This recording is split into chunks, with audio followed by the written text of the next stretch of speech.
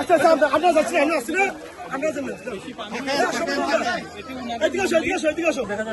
Doctor Shafiqur Rahman জামাতের নেতা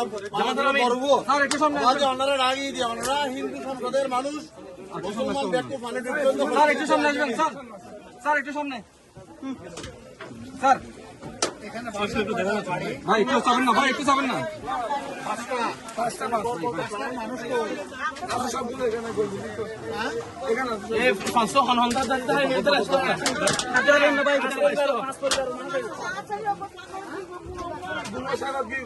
পরিবারের 5 জন আছেন।